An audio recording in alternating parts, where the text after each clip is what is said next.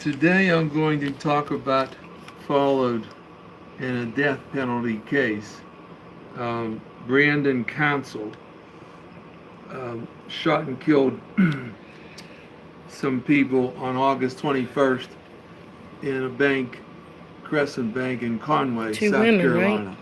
Carolina. He killed two women. I think they were the only two in the bank, and he was there to also rob the bank. Um, and he already had a firearm violation on his record. But anyway, the two women were killed, and then I don't think anybody else was in the bank.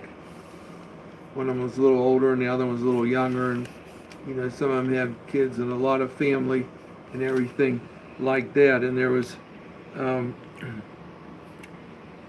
people really complaining. Now, this happened in August 21st, I think 2017.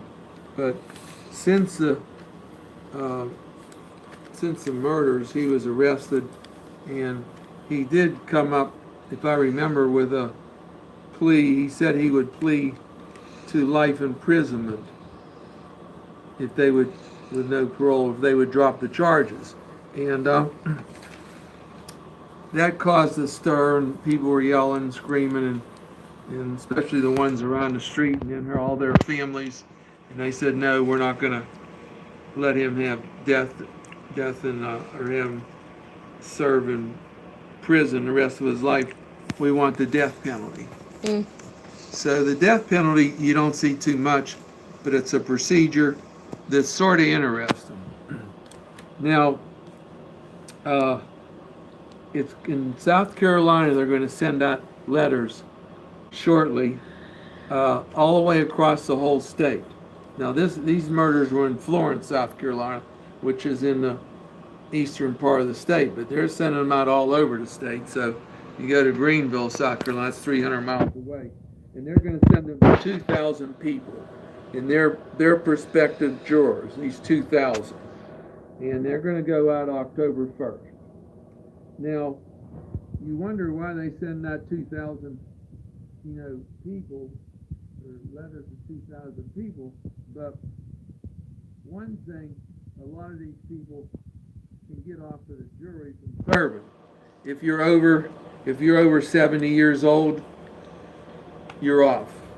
Another thing, if you served on a juror within the last 2 years, a federal case, you're off. And then some people that have to care for other people in their homes, they can't be left alone. And if they go to a jury trial in Florence, South Carolina, the people can die. They have to be there and watch them constantly. So those people will get off the list.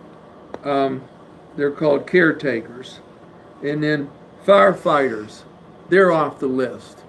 So they're automatically taken off the list. And also people that have jobs where if they leave their job and go to a jury trial and sit in Florence, South Carolina for a month, the business would shut down. They're the only people running the business. So those people they'll let them off the list. And then active military members, police officers, and public officials will also not serve. So then lawyers will start keep working to whittle down this 2,000 list, because the trial is going to start January 1st in that time period in Florence, South Carolina.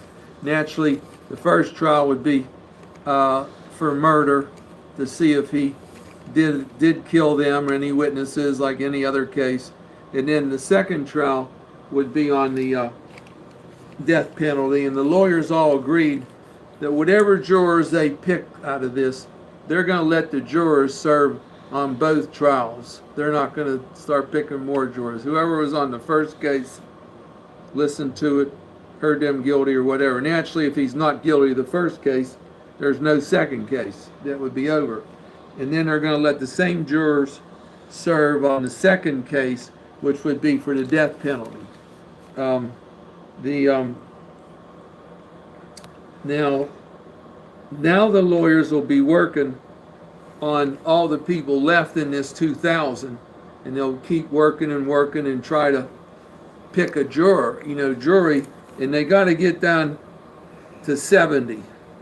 They want to get down to 70 out of 2,000 qualified prospects. And then to get ready for the jury trial, they're going to pick 16 people out of the 2,000. And 4 of those people will be alternates. So we're coming down. And actually, sometime before the trial, they're going to send out another letter to all the people that are still on the list. We're talking about the 2,000 people. And those people are supposed to go over to Florence to the court, and they're going to give them a second list, which they'll fill out. And then they'll be getting ready for the trial, which is going to start around January 1st. Now,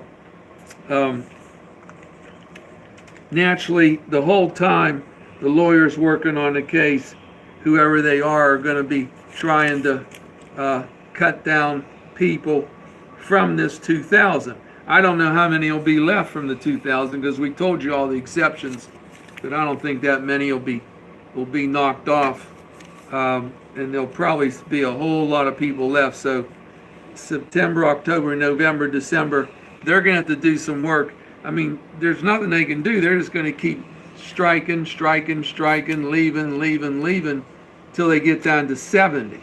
When they get down to 70 out of 2,000, then they're ready for the trial. But